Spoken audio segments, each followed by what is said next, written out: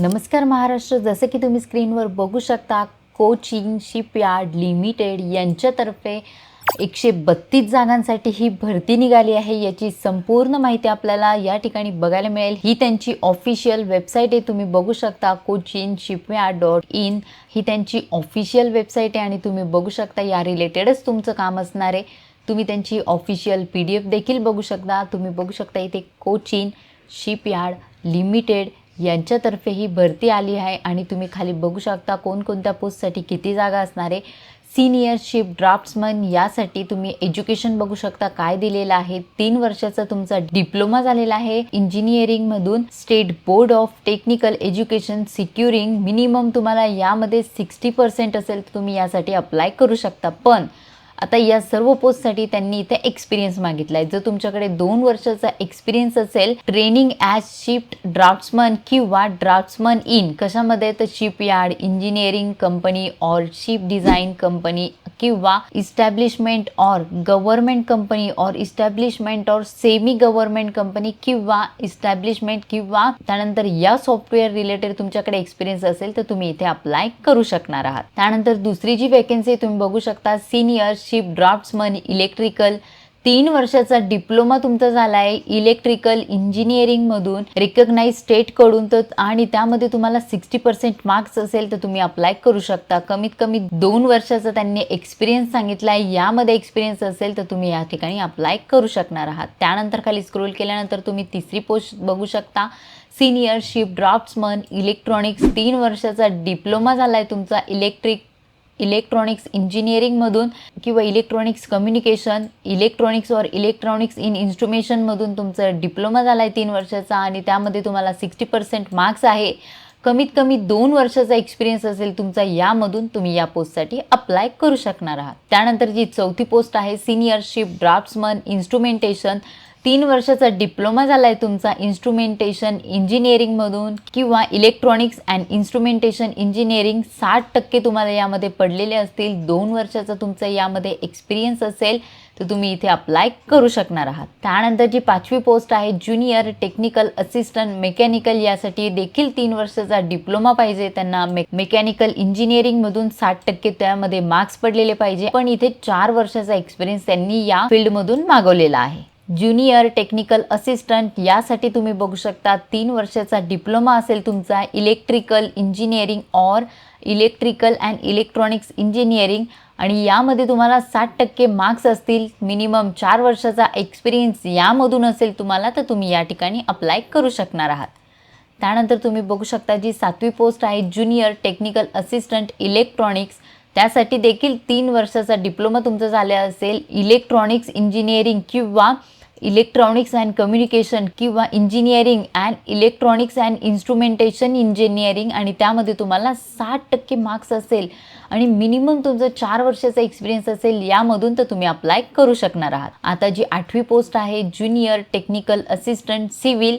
तर नावातच सिव्हिल असल्यामुळे तुम्हाला 3 वर्षाचा डिप्लोमा झालेला असेल तुमचा सिव्हिल इंजिनिअरिंगमधून. 60% मार्क्स असेल आणि मिनिमम 4 वर्षाचा एक्सपिरियन्स असेल या फील्डमधून तुम्ही इथे अप्लाय करू शकणार आहात. त्यानंतर जी 9वी पोस्ट आहे ज्युनियर टेक्निकल असिस्टंट इन्स्ट्रुमेंटेशन.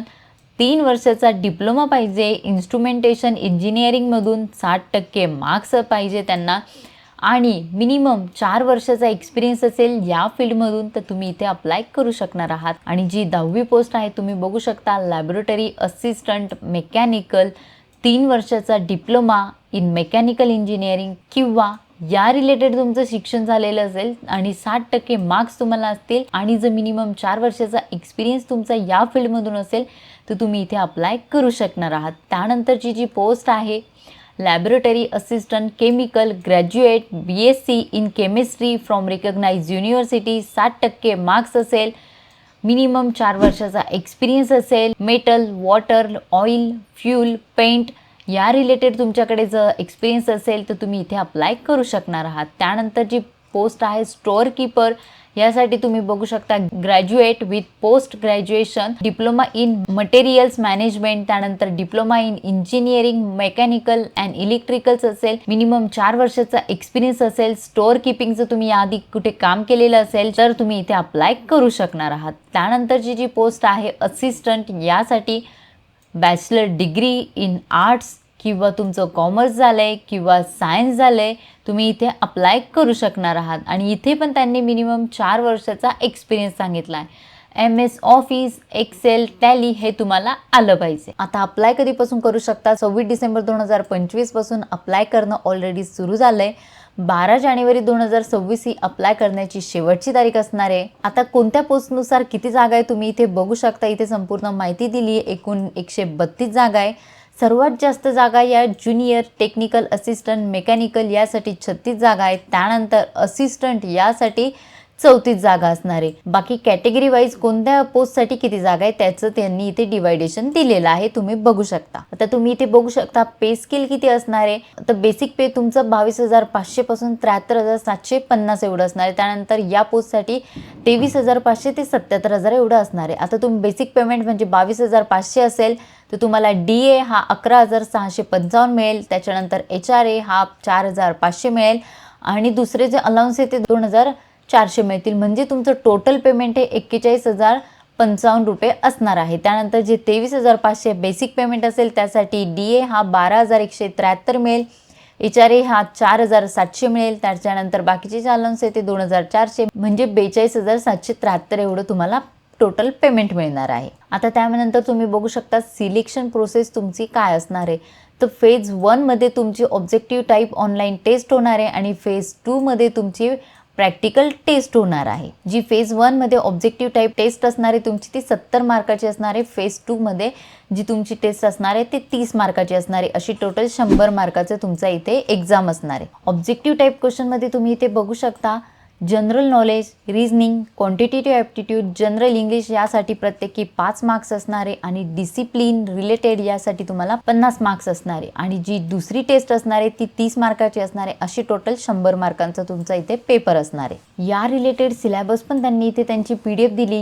ही जी PDF आहे यामध्ये संपूर्ण सिलेबस दिला आहे. कोणकोणते टॉपिक येणार आहे, जनरल इंग्लिशमध्ये कोणते टॉपिक असणार आहे, त्यानंतर रिझनिंगमध्ये कोणते टॉपिक असणार आहे, क्वांटिटेटिव्ह ॲप्टिट्यूडमध्ये कोणते टॉपिक असणार आहे, संपूर्ण सिलेबस या PDF मध्ये तुम्हाला दिलेला आहे. आता अप्लाय कसं करायचं तर त्यांची ही वेबसाईट आहे, यावरून तुम्हाला अप्लाय करायचं आहे. यावर क्लिक केल्यानंतर तुम्ही बघू शकता तुम्हाला पहिले रजिस्ट्रेशन करून घ्यायचं आहे. तुम्ही जर पहिल्यांदा आला असाल तर इथे रजिस्ट्रेशन करायचं आहे. तुमचं नाव, पहिलं नाव, त्यानंतर तुमचं मिडल नेम, त्यानंतर तुमचं लास्ट नेम इथे तुम्हाला टाकायचं आहे. त्यानंतर तुमची बर्थ डेट, त्याच्यानंतर तुम्हाला तुमचं जेंडर सिलेक्ट करायचं आहे. इथे मोबाईल नंबर टाकायचा आहे, मोबाईल नंबर कन्फर्म करायचा आहे. त्याच्यानंतर तुमचा एक अल्टरनेटिव्ह मोबाईल नंबर टाकायचा आहे. इथे तुमचा ईमेल ID टाकायचा आहे, ईमेल ID कन्फर्म करायचा आहे आणि आय ॲग्रीवर क्लिक करून तुम्हाला रिव्हेरीफाय करायचं आहे आणि तुमचं इथे रजिस्ट्रेशन झालेलं असेल. रजिस्ट्रेशन केल्यानंतर तुम्हाला तुमचा ID आणि पासवर्ड टाकून लॉग इन करायचं आहे आणि तुम्हाला हा फॉर्म भरून घ्यायचा आहे. इथे आपला मराठीमध्ये संपूर्ण ब्लॉग टाकला आहे. PDF समजणं थोडी अवघड असेल तर हा मराठीमध्ये ब्लॉग टाकलाय. यामध्ये सर्व पोस्टनुसार कोणकोणत्या पोस्टसाठी किती जागा आहे संपूर्ण माहिती तुम्हाला इथे बघायला मिळेल. जर तुम्ही चॅनलवर नवीन आला असाल, चॅनल सबस्क्राईब केलं नसेल तर नक्की चॅनल सबस्क्राईब करा. चला तर भेटूया पुढच्या व्हिडिओमध्ये.